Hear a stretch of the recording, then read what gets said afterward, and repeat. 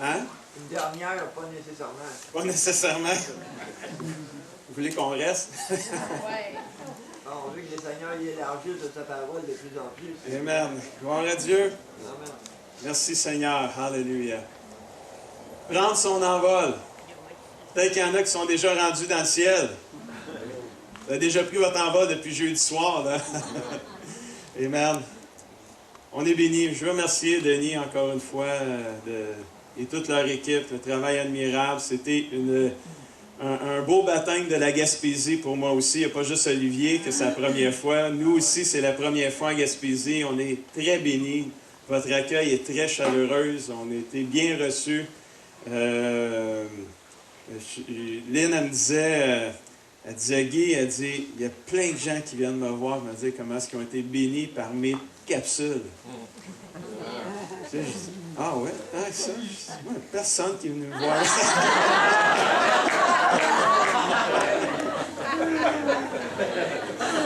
Donc, ce matin, je me présente comme Michel me présentait, le mari de Pasteur Lynn. J'ai une grosse capsule, puis elle va en avoir une petite.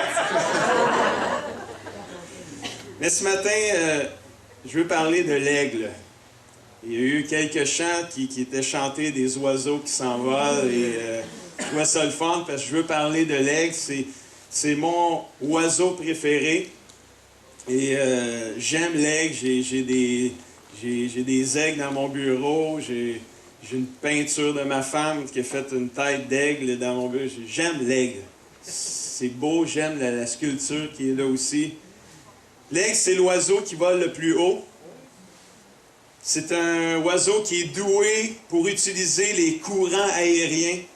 Il peut monter très haut dans le ciel. Sa puissance de vol suscite l'envie des gens.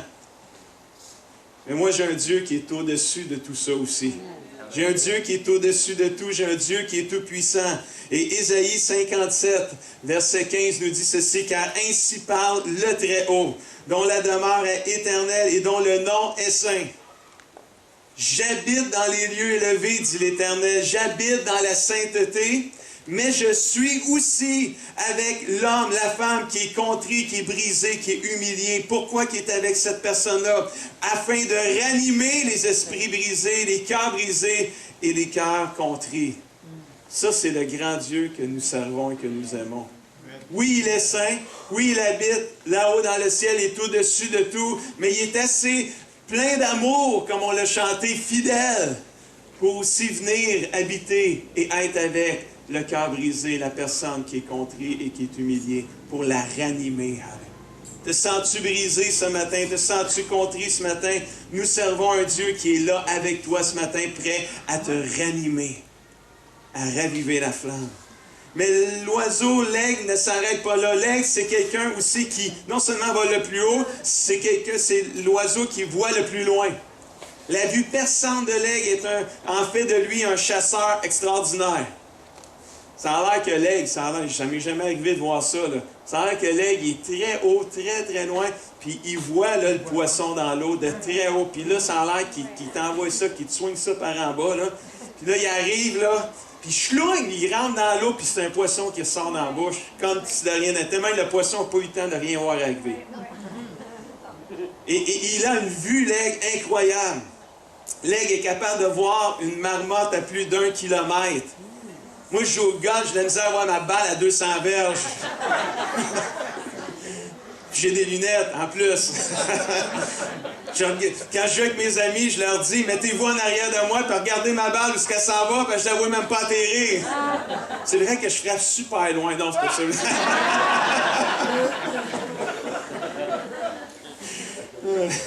Parce que ma balle est dans le bois, c'est pour ça que je la vois pas dans le milieu. L'aigle est capable de voir une marmotte à plus d'1 kilomètre, mais nous servons un Dieu aussi, que des fois, rien n'échappe à sa vue, rien n'échappe à son regard. La Bible nous dit que, dans le psaume 138, verset 6, que si haut que l'Éternel puisse être, il voit les humbles. Mais attention aux orgueilleux, parce qu'il repère de loin les orgueilleux. Il est voué venir de loin aussi. Dieu, rien n'échappe à notre Dieu. Dieu voit tout, Dieu connaît tout, Dieu sait tout. On peut cacher des choses, mais pas à Dieu. C'est juste impossible, c'est impossible. Une autre chose que l'aigle est aussi, c'est la maman aigle connaît ses petits. Il y a quelque chose de prodigieux dans la façon dont la maman aigle apprend à l'aiglon, le bébé aigle, à voler. Elle lâche son petit très haut dans les airs au bon moment. C'est une bonne maman, elle sait quand lâcher son petit dans les airs.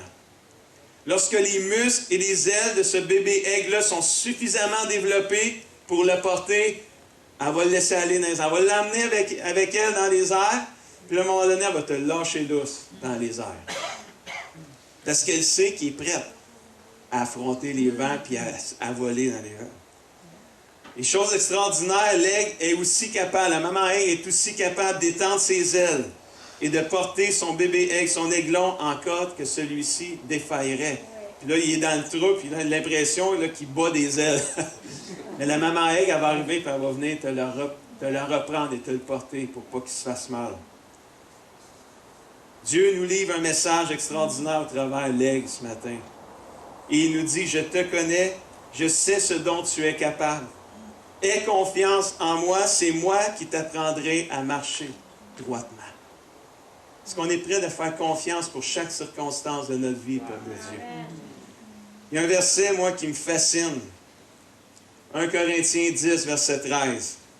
Toutes les tentations que vous avez rencontrées étaient normales pour des hommes et des femmes. Dieu est fidèle. On va chanter ça. Il ne permettra pas que vous soyez tentés au-dessus de vos forces.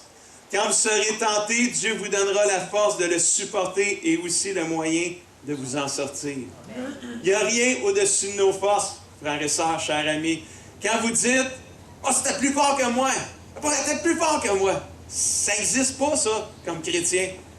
Il n'y a rien qui est plus fort que toi. Si Dieu permet une chose d'arriver dans ta vie, c'est que il sait que tu vas être capable de t'en sortir. Il sait qu'il va te donner la force de traverser les épreuves que tu vas vivre. Amen. Il y en a des fois qui disent, oh, moi, je regarde ce qu'elle vit, c'est impossible, je ne serai jamais capable de passer au travers de ce que cette personne-là vit. Tu ne peux pas le savoir. Tu ne peux pas le savoir que tu ne seras pas capable. Parce que quand les épreuves nous arrivent, c'est là qu'on se rend compte que Dieu est avec nous, puis il vient nous porter avec ses ailes, puis il nous soutient, puis il nous relève. Parce que mon Dieu est fidèle. Il ne permettra pas qu'on soit tenté ou éprouvé au-delà de nos forces. Je crois ça, moi. Je crois que quand une épreuve m'arrive, je crois que mon Dieu est fidèle. Si ça m'arrive, c'est parce qu'il sait que je vais être capable de traverser cette épreuve-là. Avec lui. Pas sans lui, avec lui. Je vais inviter mon épouse. Combien aime les capsules de Lynn?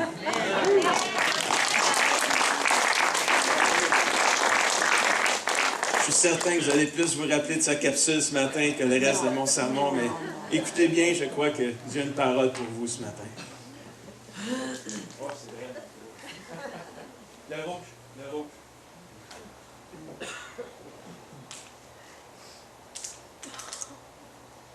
Je vais vous partager une clé extraordinaire. Une clé que j'ai trouvée, que j'ai découvert. En Romains 8, 28, ça dit « Toute chose concourt au bien de ceux qui aiment Dieu. » V'là 1 an, j'ai perdu ma mère. Ma mère est morte, elle est décédée, puis ça s'est fait très vite. Un vendredi, on a su qu'elle avait le cancer. Le lendemain, on a su qu'elle était généralisée. Et puis le vendredi d'après, elle est morte. Tu t'attends pas à ça, un cancer, là, tu dis... parce qu'il parlait de chimio. Fait que ça s'est fait très vite. Et puis moi puis ma mère, on avait quand même une belle relation. Ma mère, c'était une femme de foi. À notre église, on demande à n'importe qui, aux gens d'église, qu'est-ce qu'ils remarquaient de ma mère. Ils vont tous dire que c'était une femme de foi, femme de prière. Et puis c'est quelque chose qu'elle m'a communiqué. Et on parlait souvent de Dieu ensemble, on parlait des choses de Dieu, de la parole de Dieu. S'il y a des choses qui nous touchaient dans la parole, on en parlait. Si on avait lu quelque chose, Dieu nous avait montré de quoi, on s'en parlait. Puis là, on se partageait nos choses, puis on avait vraiment des bons temps. Et puis quand il est parti, pour moi, là, à qui je vais partager maintenant? Parce que on dirait que c'est pas évident de trouver des personnes là, qui sont tellement passionnées de Dieu, là, qui tu leur parles, tu sais. Il y a tellement de gens, tu sais, je veux pas... tu sais, t'as des gens, tu parles avec eux, puis ils vont parler de magasinage, ils vont parler de voiture, ils vont parler de voyage. J'ai rien contre ça, là. T'sais. C'est juste qu'avec ma mère, on parlait rien de Dieu. Tout le temps. Il y avait toujours quelque chose que Dieu avait fait, puis Dieu est bon, puis Dieu est merveilleux. Puis j'en suis devenue comme ça, je suis devenue passionnée. Et puis quand il est parti, pour moi, ça a été un gros choc, un grand vide. Et j'ai trouvé ça très difficile. Vraiment, là, je pleurais tout le temps. Et moi, il y a plusieurs années, je pense que ça fait 19 ans, j'ai perdu un bébé à la naissance. Et ça a pris des années à m'en relever. J'ai pleuré longtemps. Si je parlais de ça avec les gens, là, les émotions remontaient, puis je finissais par pleurer. Et puis quand ma mère est partie, je sentais ce nuage-là au-dessus de moi. Un nuage de tristesse, de peine, qui était tout le temps là, puis je me disais, non, là, je ne vivrai pas la même chose que j'ai vécu avec mon bébé. Là. Je ne passerai pas des années là, à avoir ce nuage-là au-dessus de ma tête tout le temps. Et puis ma mère a passé des années à me dire, quand il arrive une épreuve, quand il arrive quelque chose, dis merci Seigneur. Là, je dis non. C'est le diable qui fait ça, je dirais pas merci Seigneur. C'est le diable qui envoie la maladie, c'est le diable qui envoie les malheurs. Je dirais pas merci mon Dieu. Je comprenais pas. Et puis, je vais lire le verset Philippiens 4, 6, 7. Ça dit, ne vous inquiétez de rien, mais en toute chose, faites connaître vos besoins à Dieu par des prières, des supplications et avec des actions de grâce. Et la paix de Dieu, qui surpasse toute intelligence, gardera vos cœurs et vos pensées. Amen. Et puis quand j'avais ce nuage sur moi et que cette peine était là, ça m'est revenu ce que ma mère m'a dit pendant des années. Et puis j'ai dit, OK Seigneur, je vais l'essayer. Fait que j'ai prié, j'ai supplié Dieu de guérir ma douleur, comme ça dit, par des prières, des supplications, avec des actions de grâce. Parce que ça dit aussi de remercier Dieu pour toutes choses, pour toutes circonstances.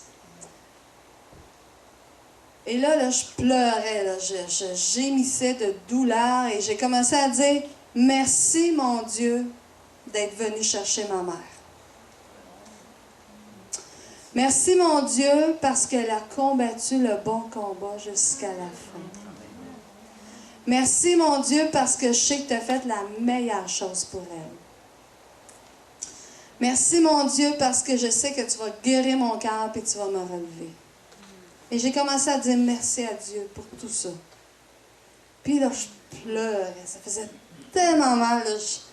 C'est bizarre, là. C'est sûr que ça fait bizarre parce que tu parles contre tes émotions. Ben, j'avais pas envie de dire merci, là. J'avais envie de dire pourquoi. Mais merci, mon Dieu, parce que ça dit toute chose concourt au bien de ceux qui aiment Dieu. Et j'ai dit, Dieu, si tu as fait ça, il y a une raison. Il y a des choses que j'ai à apprendre. Et je vais grandir au travers de ça. Et c'est ce qui est arrivé.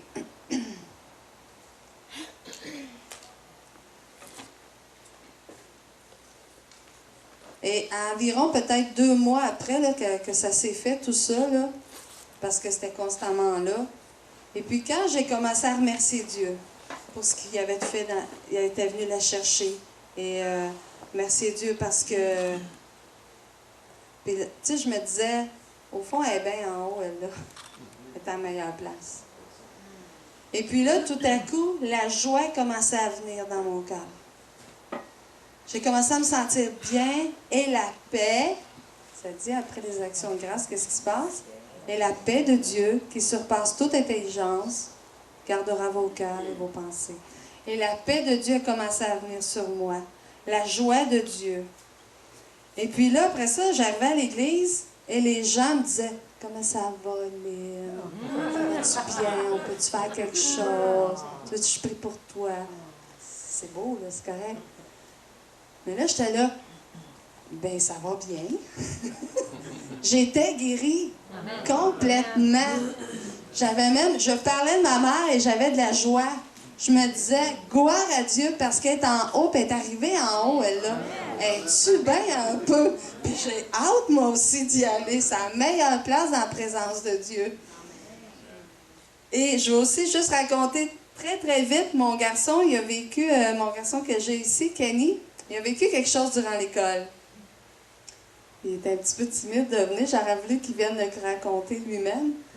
Et à l'école, il s'est fait prendre quelques fois. Il y a eu des conséquences et des punitions pour des choses qu'il a fait. Bon, des fois, il a un petit peu de caractère. Fait qu'il se pognait avec son professeur ou ben non, il se pognait avec des amis. Et puis là, il y a eu quelques billets, là. Et puis, à la fin de l'année, il s'est pris encore avec un autre petit gars. Et puis là, ils lui ont donné une bonne punition. Il manquait sa sortie de fin d'année pour aller à la ronde. Puis là, il arrive à la maison, puis là, il n'était pas content.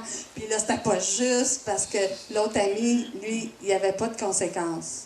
Là, c'est pas correct, lui aussi, c'est pas juste moi, on est deux là-dedans. Lui aussi, il n'a pas d'affaire à y aller, puis il n'était pas content. J'ai dit, Kenny, est-ce que tu pries pour que Dieu te change? Il dit, oui. J'ai dit, dis merci Seigneur, parce que tu t'es fait prendre. Tu pries pour que Dieu te change? Puis il sait qu'il y a de la misère parce qu'il aime ça rouspéter avec les professeurs. Puis, tu pries pour changer? Dis merci mon Dieu parce que tu t'es fait prendre. Puis j'ai dit, apprends.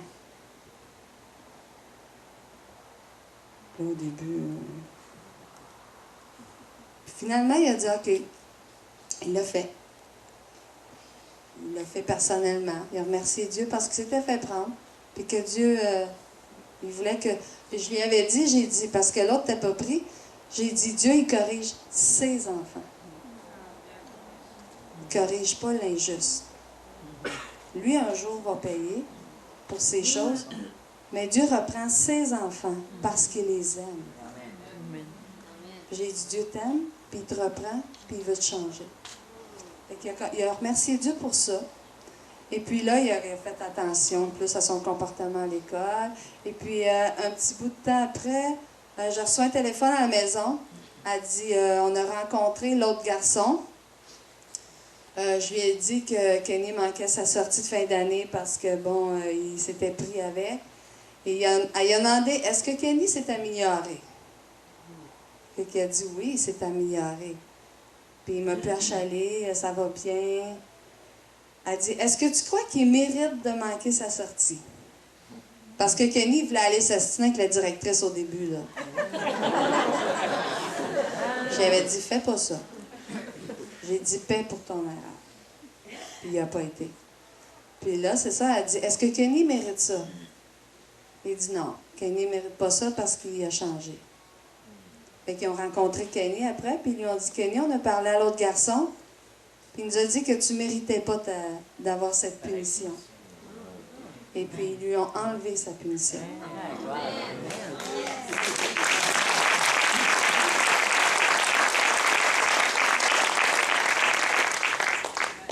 Toute chose concourt au bien de ceux qui aiment Dieu. Puis Kenny n'est pas vieux, mais je crois qu'il a appris vraiment quelque chose de très grand pour sa vie, à l'âge qu'il a. Alors, remerciez Dieu pour toutes choses, parce que c'est Dieu est en contrôle de tout. Amen.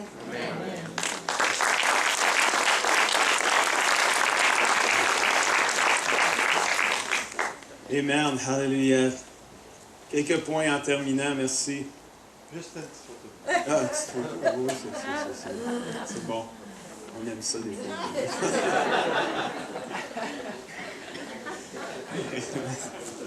Bon, on revient là. Amen. C'est incroyable ce qu'on peut apprendre dans une vie. Hein? Il n'y a pas d'âge pour apprendre. Il s'agit juste d'avoir le cœur disposé à apprendre et à se laisser transformer par Dieu.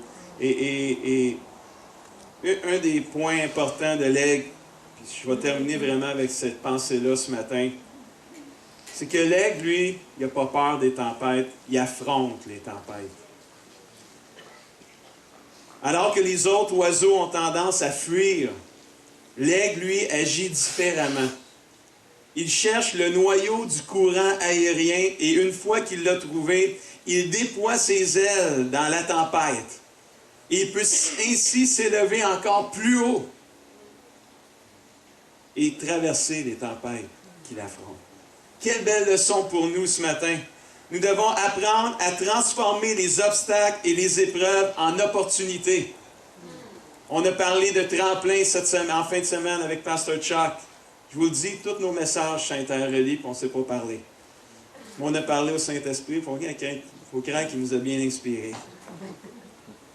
Il y a des qualités, il y a des attitudes que nous avons pu développer grâce au chômage. Là, il y en a qui me regardent. T'as-tu bien dit? J'ai-tu bien compris? Oui. Tu as peut-être perdu ta job à un moment donné.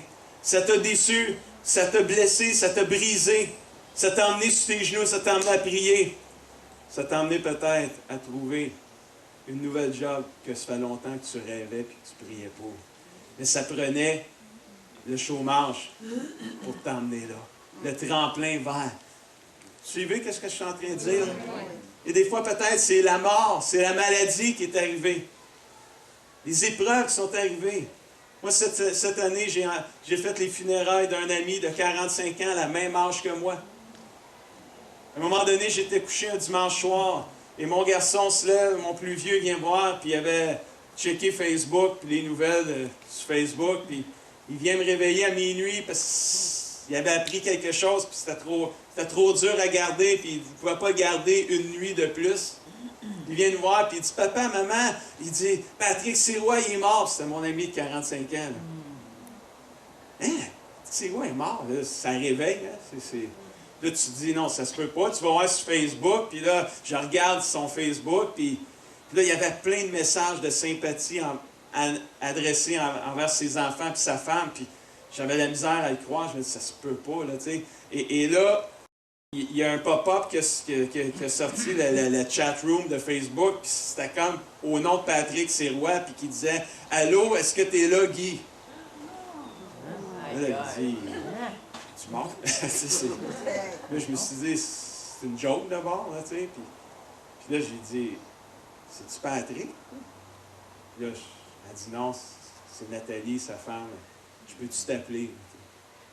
Puis là, on a jasé ensemble, puis ça, c'était le dimanche soir.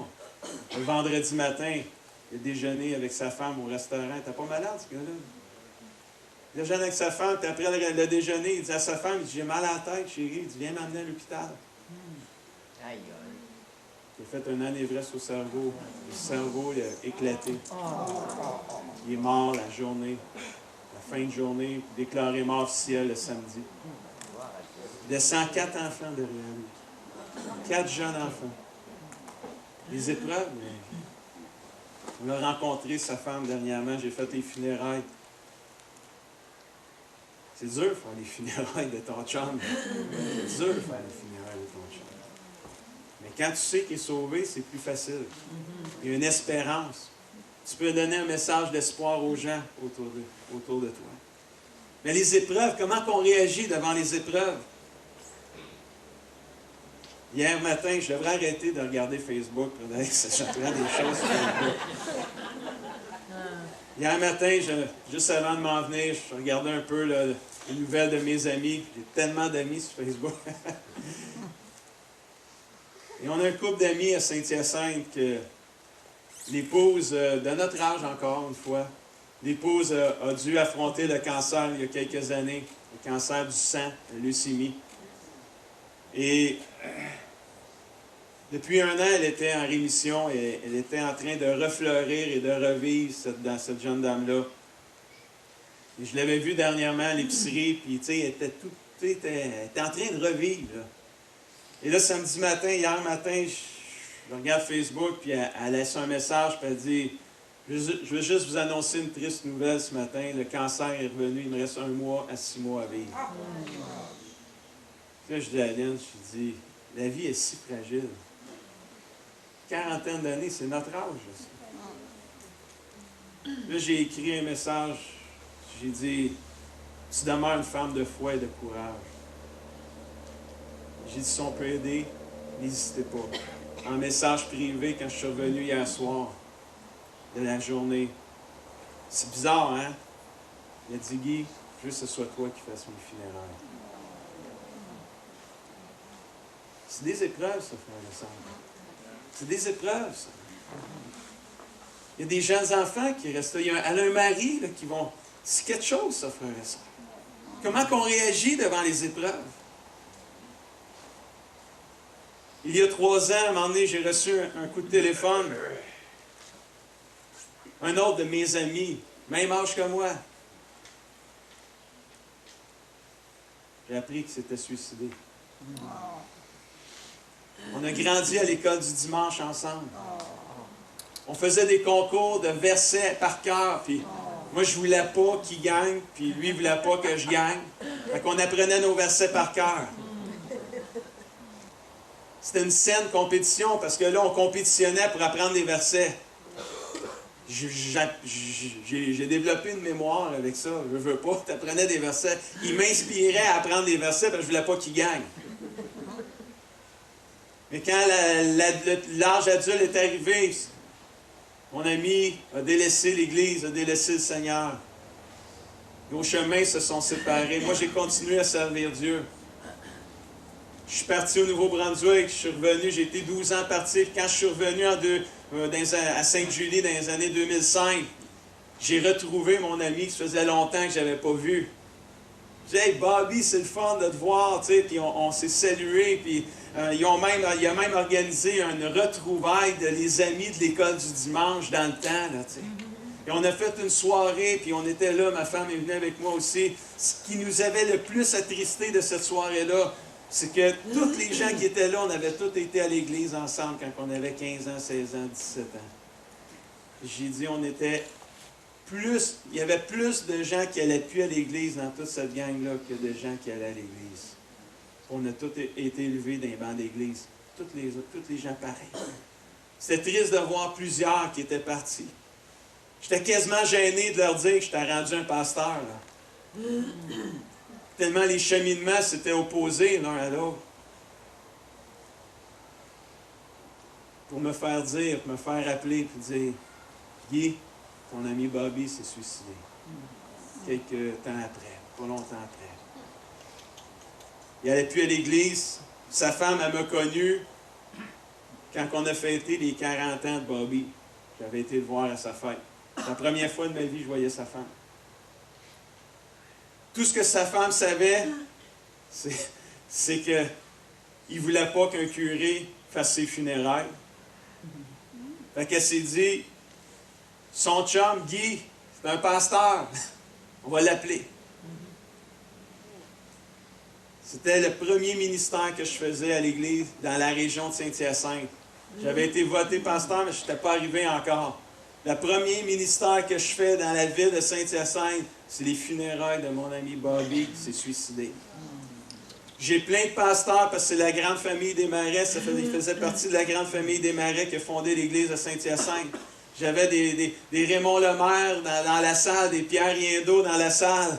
Puis là, ils te regardent avec des grands yeux, puis ils disent que le Seigneur te bénisse. Puis ils te regardent, puis ils ont l'impression, tu regardes, puis tu dis, j'ai hâte de savoir ce que tu vas dire aujourd'hui, là. Parce que c'est pas une mort normale, là. C'est pas une mort. Qu'est-ce que tu vas dire de ton chum qui s'est suicidé, là? Comment tu vas parler? Comment tu vas dire? Puis qui laisse 3 jeunes enfants orphelins, de père, pas de mère, mais de père. Les épreuves. Comment on réagit devant les épreuves?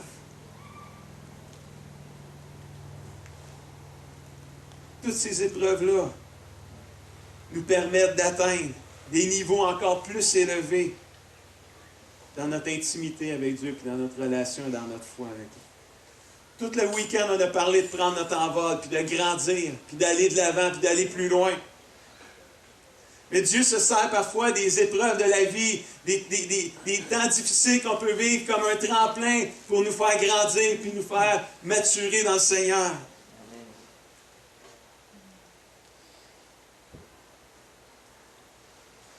Comment on réagit devant les épreuves?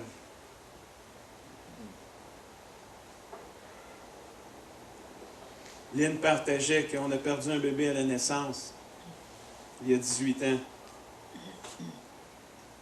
Je ne connaissais pas ça, des épreuves. Je ne savais pas c'était quoi une épreuve. J'avais 20 quelques années dans ce temps-là, ça fait 18 ans. 46, moi je dis, j'avais 28. Je n'ai jamais eu une vraie épreuve.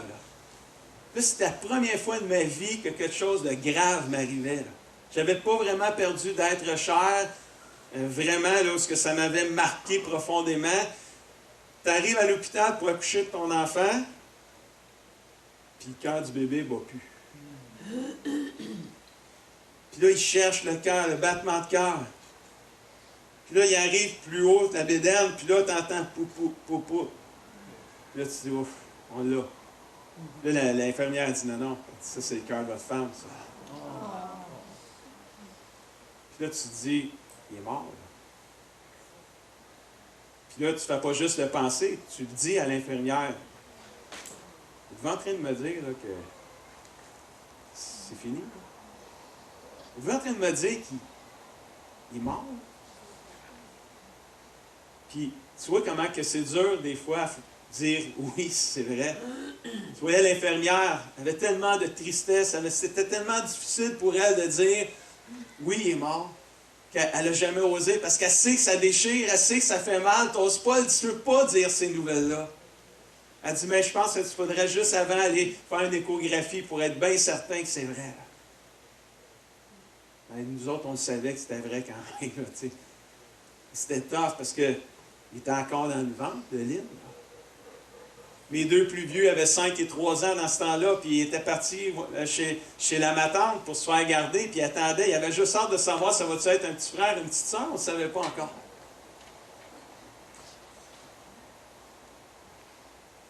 Puis là, tu arrives, puis confirme le décès avec l'échographie. Là, je me dis, moi, ça veut dire, ah, ben là, ils vont faire une césarienne, puis ils vont sortir le bébé, puis elle ne souffrira pas. T'sais. Je me suis dit, ça va bien aller, de ce côté-là. Non, non, non, on ne fait pas de césarienne, M. Gosselin. Comment ça, on ne fait pas de césarienne? C'est pire, une césarienne, ça va être plus dur pour elle de récupérer après. Elle l'accouche normale. Ah oui, normal, bébé mort. Moi, là, j'étais perdu. J'étais vraiment, là, j'étais assommé. Là. Mais moi, je n'étais pas assommé pour moi, j'étais assommé pour Lynn. Je me dis, ça se peut pas qu'il fasse vivre. Là, j'ai parlé à Dieu. Puis, tu sais, j'ai répandu mon cœur. Puis, tu sais, là, Lynn, elle disait, j'avais le goût de dire pourquoi, là. Pour sa mère, moi, j'y ai dit pourquoi, moi. J'ai dit, là, je comprends pas. Là. Je suis fidèle. Je sers Dieu dans mon église. Je paye ma dîme. Regarde, je les ai toutes dit les affaires, là, tu sais. J'ai dit, Seigneur... Je crois en toi. Oh, je crois en toi, je suis fidèle, je sers Dieu fidèlement. Je ne fais pas de mal à personne. Là, j'ai dit, Dieu, y a-tu un péché caché que je fais que je ne sais pas, là? Y a-tu quelque chose que j'ai fait? Tu veux-tu me punir? Y a-tu de quoi que tu es en... Tu te poses plein de questions, là. Parce que c'est douloureux, c'est dur, ça. Et là, regarde, on a prié, on a imposé une main. Regarde, il n'y a rien que je n'ai pas fait. Le bébé a sorti. On l'a eu pendant 2 heures de temps, on a eu notre bébé qui était sans vie. Avec nous, toutes les 3, moi, Lynn, avec le bébé. On pleurait, on a imposé une main, ressuscite, a fait les relever. Regarde, je les ai toutes priées, prières. Pour arriver à la fin de dire, Dieu a tranché, Dieu a repris. Dieu a donné, Dieu a repris. Que son nom soit béni. Ça m'a dit une affaire, là, quand tu vois ça dans la Bible, puis tu le vis, là. Je chante plus ça pareil, là, moi, ce chant-là. Là. Quand on chante « Béni soit ton nom », puis l'Éternel a donné, l'Éternel a repris, là, je peux vous le dire, ça fait 18 ans, là, puis je pense à mon bébé quand je chante ce chant-là. Là, je pointe là parce que les paroles, ils vont là de ça. L'Éternel a donné, l'Éternel a repris. Mais c'est après que son nom soit béni. C'est tough. Comment tu réagis devant l'épreuve? Puis là, je suis rentré dans un tunnel noir. Ceux qui ont vécu des épreuves dures, là, vous savez ce que je dis quand je parle de tunnel noir. Si vous ne savez pas ce que je dis, c'est parce que vous ne l'avez pas vécu vraiment. Je suis rentré dans un tunnel noir, j'ai pleuré pendant 3-4 jours sans arrêt, je n'arrivais pas. Je n'ai même pas été couché chez nous. J'ai resté dans la chambre avec ma femme. Moi, je suis un peu heureux de nature, me ramasser tout seul avec les émotions que j'avais. Oublie ça, je ne serai pas là tout seul, certain. Je n'étais pas encore prêt d'aller voir mes 2 enfants encore pour leur dire ce qui était arrivé. Là, je priais, puis je pleurais, puis je disais, Seigneur, pourquoi tu me fais vivre ça? Pourquoi tu nous fais vivre ça? Il va falloir que tu m'expliques ça, là, parce que moi, là, je ne comprends pas. Puis là, à un moment donné, je suis arrivé, puis je me suis dit, j'ai pensé à Job. J'ai pensé à Job que tout y avait été enlevé. J'ai pensé à la discussion, là, je vous dis, j'ai dévié de mes notes, je m'excuse, Steph, en arrière, là, mais... Puis là, j'ai pensé à Job, puis la discussion que le diable avait eue avec Dieu par rapport à Job. Puis que là, Dieu, il était fier de Job. Puis il a dit au diable, tu vois mon serviteur Job, un homme intègre, un homme fidèle, as-tu vu comment ce qu'il est? Puis là, le diable qui dit à Dieu, ben voyons donc, Dieu, c'est sûr, as-tu vu tout ce qu'il y a? As-tu vu les biens qu'il y a, là? Il est riche à craquer, là. As-tu vu les enfants, les biens, tout le kit? Enlève-y tout ça, il va te renier en pleine face. Pas écrit de même, là, mais tu sais, Puis Dieu, il dit non. Il dit, tu le connais pas, Job. Puis Dieu, il a permis. Il a dit au diable, OK, vas-y, enlève-y. Venez chercher ses enfants. Venez chercher ses biens. Il a juste dit, tu ne touches pas à sa vie. Enlève-y tout. Il a même laissé sa femme. Non, mais c'est ça pareil. Faut rire un peu, là.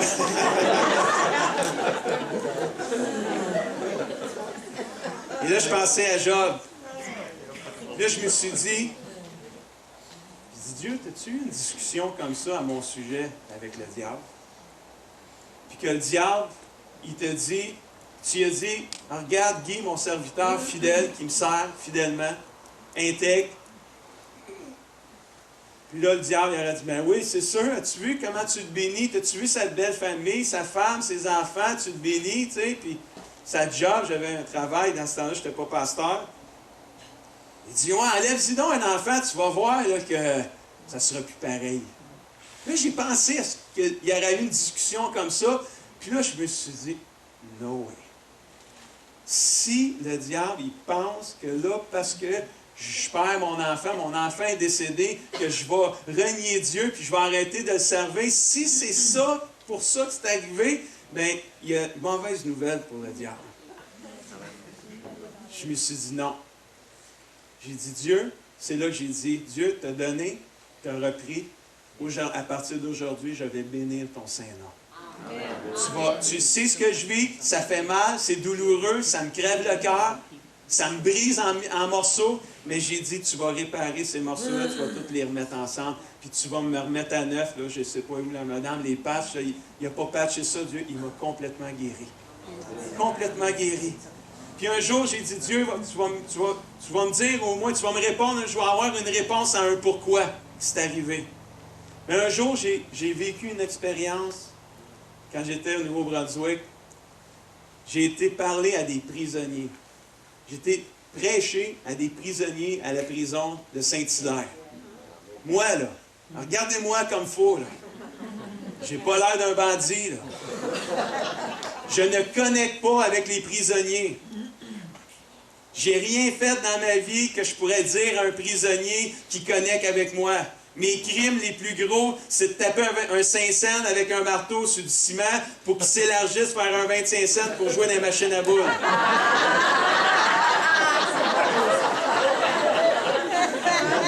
Je sais pas comment est-ce qu'il traduit ça, Stéphane, là, pour nos amis. C'est mon crime. Tu dis pas ça à des prisonniers, ils vont rire de toi. Là. Puis là, je suis arrivé, puis j'ai partagé que j'étais pasteur. Ça non plus, ça les a pas trop impressionnés. C'était juste m'introduire. Mais quand j'ai raconté l'histoire du bébé, quand j'ai raconté le trou noir dans lequel j'ai tombé quand j'ai perdu mon bébé, la souffrance du cœur que j'ai vécue, puis que j'avais l'impression qu'il n'y avait pas de lumière au bout de ce tunnel noir-là, les prisonniers ont commencé à pleurer. Puis là, ils te regardent, puis ils pleurent. Puis là, on connecte. On ne connecte pas par les crimes qu'on a faits. On connecte par la souffrance qu'on a vécue. Parce que si eux ont fait des crimes, c'est parce qu'il y a quoi qui a brisé à un moment donné. Il y a eu une souffrance, il y a eu une douleur, il y a quelque chose qui est arrivé. Et on a pu partager l'amour de Dieu. Je crois que Dieu a guéri des cœurs quand je suis allé en prison à Saint-Hilaire. Je ne sais pas qu'est-ce qu'ils sont devenus ces prisonniers-là, aucune idée. Mais je me suis dit, Dieu, si tu as permis à cette chose-là qui arrive pour que je puisse aller témoigner à des prisonniers qui acceptent Jésus-Christ, parce qu'il y a des prisonniers qui ont accepté Jésus cette soirée-là. Bien, Seigneur, je vais dire, merci Seigneur, comme elle a dit. Merci Seigneur pour qu'est-ce qui est arrivé. C'est dur à dire, je le dis encore, ça fait 18 ans, je le dis encore. J'ai la chair de poule quand je le dis. Mais c'est merci Seigneur pour toutes choses. C'est pas facile à dire. Mais moi, là, ce verset-là, là, que nous savons que toutes choses contribuent au bien de ceux qui aiment Dieu, là, moi, là, j'y crois 100 000 à l'heure. Je crois que n'importe quoi qui m'arrive, je crois que Dieu peut faire tourner pour mon bien la chose qui peut m'arriver, même si c'est une chose qui n'est pas bien sur le coup. Même si c'est un malheur qui peut arriver, moi, je crois que Dieu peut faire concourir à mon bien n'importe quoi qui m'arrive. N'importe quoi. Même si je me dis que je ne sais pas quelle sorte de bien qui peut sortir de ça, mais Seigneur, j'ai confiance en toi qu'il y a de quoi de bien qui va sortir de ce qui m'arrive présentement. Quand on a traversé notre crise de couple, on a effleuré des bouts en fin de semaine avec les capsules à Aline. Et je me disais, Seigneur, il y a de quoi de bien qui va sortir de ça. Mais quand tu es dedans, puis que tu nages dedans, puis que tu en as par-dessus la tête, puis là, c'est pas la même eau qu'hier, là, que le pasteur Chuck parlait. C'est les épreuves de la vie, là. C'est les marais, c'est la swamp. T'es dans la swamp, là, t'es pas dans l'eau-peu, pas tout, là. Ce verset-là prend tout son sens. Et là, ça te fait que tu n'as pas de choix, il faut que tu fasses confiance à Dieu. Et l'aigle est comme ça. L'aigle est comme ça. L'aigle exploite la tempête. L'aigle affronte la tempête. L'aigle n'a pas peur de la tempête. Il saisit la tempête pour aller plus haut encore. Alléluia. C'est un tremplin. Oh, praise the Lord. J'ai vraiment dévié. Je sais même plus où je suis rendu dans mes affaires. C'est pas grave. C'est la bonne place. Vous me suivez? Amen. Praise the Lord. Laissez-moi terminer avec cette pensée-là. Je suis en vacances à partir d'aujourd'hui. Je me sens vraiment en vacances.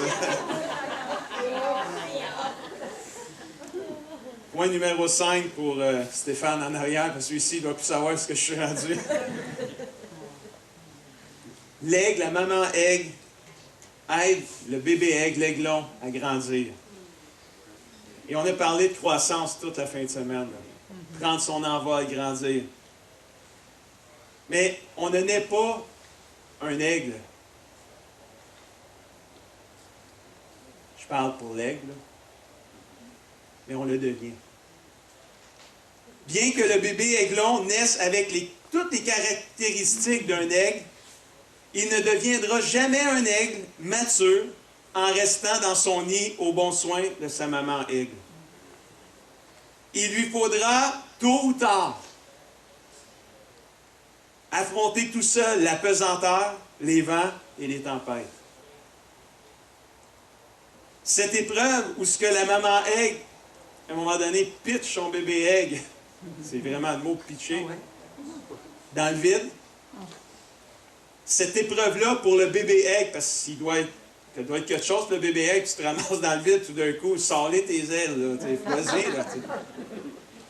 Fais confiance à ta maman, là. Elle sait que tu es capable. Là. Cette épreuve-là n'est pas un signe d'abandon, n'est pas un signe d'un manque d'amour ou d'affection de la maman aigle. Elle sait que c'est nécessaire pour la croissance de son petit bébé, pour qu'il passe du stade de bébé aigle à aigle. Puis moi, là, ça me fait penser à l'eau jusqu'à la cheville, à l'eau jusqu'aux genoux, à l'eau jusqu'à la taille, puis à l'eau pure par-dessus la tête. On est appelé à grandir. Mais des fois, là, ça prend des épreuves pour que... Parce que là, on est peut-être de l'eau jusqu'aux chevilles, là, mais s'il faut monter, des fois, ça prend des épreuves. Là. Et des fois, c'est au travers des épreuves qu'on grandit le plus. Puis c'est triste parce que des fois, au travers des épreuves, c'est là que les gens aussi régressent, ne grandissent pas. Il y a des gens peut-être qui sont encore des aiglons spirituels, des bébés aigles spirituels, parce qu'ils n'ont pas saisi les occasions, ils n'ont pas saisi les opportunités, les épreuves qui étaient pour grandir. Ça les a rendus peut-être plus amers. Amers envers Dieu, amers envers la vie, amers envers toutes choses. Hier, le verset que je vous ai partagé, c'est « J'ai l'assurance que ni la mort, pas ma mort à moi, parce que mec, moi je meurs, it's over, c'est fini là. J'ai l'assurance que ni la mort de qui? La mort peut-être de mes êtres chers, la mort de gens que j'aime, de mes amis. J'ai l'assurance que ni la mort, ni la vie, les choses de la vie avec tout ce que ça vient, ni les choses présentes, les choses à venir, j'ai l'assurance que rien de ces choses-là ne pourra me séparer de l'amour de Dieu. Amen. Mais ça, c'est facile, comme j'ai dit, à dire, à partager. C'est quand l'épreuve arrive que ça devient, c'est là qu'on grandit, c'est là qu'on l'applique à nos vies, et c'est là qu'on est transformés, frères et sœurs. Dieu voit les humbles. Il fait grâce aux humbles, il résiste aux orgueilleux. Ça vient toujours ensemble, ça. Laissez-moi terminer avec la belle image de l'aigle qui va souvent se percher sur le haut des rochers. Qui est notre rocher? Jésus. Jésus est le roc. Jésus est le rocher. N'ayez pas peur des tempêtes. N'ayez pas peur des épreuves. Servez-vous-en pour devenir plus fort, plus solide. Ne vous laissez pas abattre lorsque vous tombez. Si la maman aigle est là pour soutenir son bébé aigle en difficulté, notre Dieu sera toujours là pour nous quand nous vivrons nos propres difficultés. Il ne nous abandonnera pas. Amen. Mon dernier verset, j'invite l'équipe de louange, on va terminer avec ça. Là, on va le sauter. On va y aller à celle-là. Deutéronome 32, versets 11 et 12. Dieu fut pour lui semblable à un aigle qui plane au-dessus de son nid et qui invite ses petits à s'envoler. Et qui étend ses ailes au-dessous d'eux et les retient s'ils tombent. That's our God, c'est notre Dieu, ça. Oui, le Seigneur seul a conduit son peuple. Je sais qu'il est dépassé midi, probablement, parce que je pense qu'il était proche de midi quand j'ai commencé.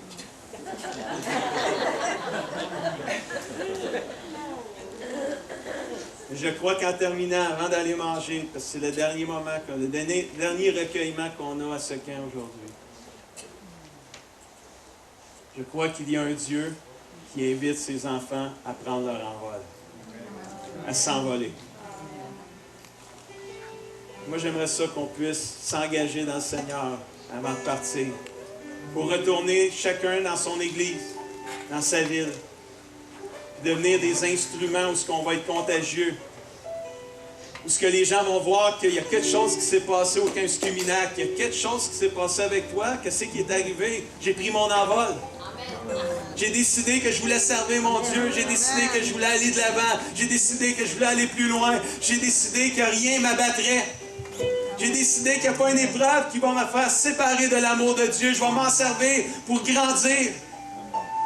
Moi, je vais encourager les personnes âgées dans cette salle aujourd'hui. Vous avez vu les enfants. Vous Vous avez vu les adolescents avec Olivier. Aimez-les, frères et sœurs, dans vos églises. Donnez-leur l'opportunité de servir, ils vont vous surprendre. Donnez-leur le goût d'aimer Jésus. Acceptez leur musique cowboy. C'est pas cowboy, là, mais c'est... Acceptez leur chant qui bouge un peu plus. Parce que quand ils les chantent pour Dieu, puis ils aiment le Seigneur au travers de ces chants-là. Éteignez-les pas, frères et sœurs, les jeunes. Allumez-les pour Jésus. Donnez-leur le goût de servir Dieu. Oui, ça va vous secouer dans votre zone de confort, je l'avoue. C'est vrai, ça. Mais on investit pour la génération future, frères et sœurs. C'est l'Église d'aujourd'hui, puis oui, les leaders de demain, mais c'est l'Église d'aujourd'hui. J'aime les enfants. Et des fois, il y a des personnes âgées qui viennent me voir et qui disent « Pasteur, on ne chante pas beaucoup nos vieux chants de l'époque. »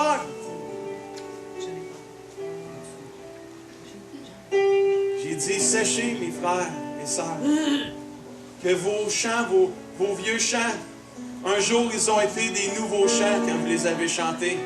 Puis la parole de Dieu n'arrête pas de nous dire partout dans les psaumes, chante à l'Éternel un chant nouveau.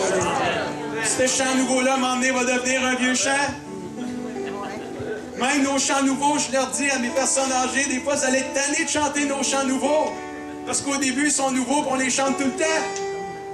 Il y en a qui disent, on va les brûler à force de les chanter, ces chants-là. Là, je répands mon cœur, je vous partage mon cœur de pasteur. Parce que moi, je crois dans l'Église. Les enfants, les ados, les jeunes adultes, les parents, puis les grands-parents. Devenez des papis puis des mamies pour la génération en dessous de vous. Moi, quand j'ai commencé dans le ministère, j'avais 30 ans. J'ai déjà l'air jeune. Mais j'ai des voix à 30 ans que j'avais de l'air. Les gens de Nouveau-Brunswick qui m'ont connu, j'étais à Grand Sault, j'ai commencé. J'avais l'air jeune, vraiment. Ça se peut pas, lui, pasteur, à cet âge-là. C'était un petit gars, tu sais. Puis là, ils m'ont dit, puis dans l'église, c'était une petite église, j'étais le plus jeune des adultes. J'étais le pasteur. Pas d'expérience. Puis là, ils m'ont dit, comment tu vas faire? J'ai dit, c'est très simple. J'ai dit, vos enfants, je vais les prendre comme si ça serait mes enfants.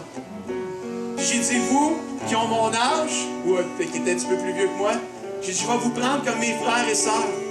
Je vais vous voir comme mes frères et sœurs. Puis vous qui avez l'âge de mes parents, je vais vous considérer comme si vous seriez mon père, comme si vous seriez ma mère. Je vais démontrer le même respect que j'ai envers mes parents, je vais le démontrer envers vous.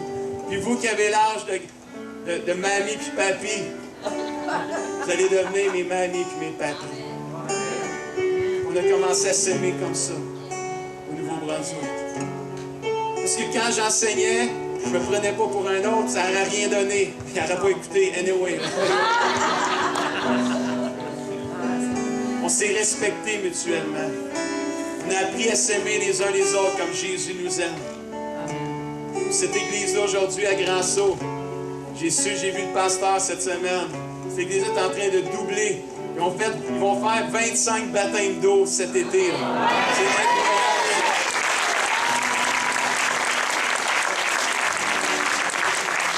Je me réjouis tellement. 25 baptêmes d'eau. C'est incroyable. J'ai même pas fait ça moi-même dans une été. Et puis je suis pasteur. Tellement merveilleux. C'est possible. Retournez dans vos églises. Allez atteindre votre communauté. Faites de quoi pour les perdus. Demandez à vos pasteurs qui cherchent la face de Dieu pour des stratégies. Cherchez vous-même la face de Dieu, que Dieu vous donne des rêves pour votre ville. Allez les partager à vos leaders. Commencez à atteindre la communauté. Aimez les gens. Puis je vous le dis, donnez-leur le temps de grandir spirituellement. Faites pas avec des nouveaux, des gens qui ça fait 30 ans qui sont sauvés. Donnez-leur la chance de faire des erreurs aussi, puis de grandir spirituellement. Comme vous, on vous a donné la chance de grandir et de faire vos propres erreurs. Alléluia. Ils vont arriver avec des boucles d'oreilles, des cheveux crêpés partout, toutes sortes de couleurs. Avec plein de tatous, puis c'est plate, les tatous aujourd'hui, ils s'enlèvent pas non plus. Faut que les endures, les tatous en plus. Mais aime-les parce qu'il y a quoi à l'intérieur, en dehors des cheveux, des boucles d'oreilles puis des tatous, il y a un cœur et une âme à sauver. Puis si l'Église ne peut pas les aimer, puis les accueillir, puis les recevoir, où est-ce que ces gens-là vont aller? Ils vont être perdus parce qu'il y a juste l'Église qui peut les recevoir. Nous sommes la famille de Dieu. Nous sommes quoi? Le corps de Christ. Nous sommes les représentants de Jésus. Nous sommes les ambassadeurs. Puis là, je suis en train de prêcher un autre message encore. Nous sommes les représentants de Jésus-Christ. Puis là, c'est vrai, c'est ma dernière phrase que je vais dire. Quel Jésus les gens voient quand ils vous voient. Quel Jésus les gens voient quand ils vous voient. Quand les gens vous voient, c'est comme le genre de Jésus qu'ils connaissent, qu'ils apprennent, qu'ils voient. Quel Jésus les gens voient quand ils vous voient. Est-ce qu'il y a des chrétiens dans cette salle qui sont prêts de répondre à l'appel du Maître qui nous dit, qui invite les enfants à s'envoler et à prendre leur envol? Est-ce qu'il y a des gens dans cette salle qui sont prêts de dire, moi, Seigneur, je veux prendre mon envol pour toi. Je veux aller plus haut pour toi. Je veux saisir les opportunités puis aller plus haut, Seigneur. Je vais arrêter de chialer. Je vais arrêter de chialer après les épreuves qui m'arrivent. Je vais les prendre comme des tremplins, Seigneur, pour aller plus près avec toi, pour aller plus loin avec toi. Je vais faire confiance, Seigneur, que tu vas faire concourir pour mon bien les choses qui m'arrivent. Est-ce qu'on a des chrétiens dans cette salle qui sont prêts de faire ça? Ils sont prêts d'aller, de dire, Seigneur, je vais commencer à témoigner autour de moi et répandre la bonne nouvelle. Je vais être une lumière, je vais être un modèle à suivre. Je vais donner le goût à quelqu'un d'être chrétien. On se lève ensemble.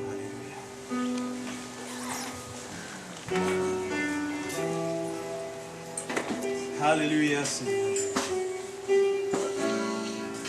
Oh, Seigneur de gloire. Alléluia. Seigneur de gloire, alléluia, Jésus.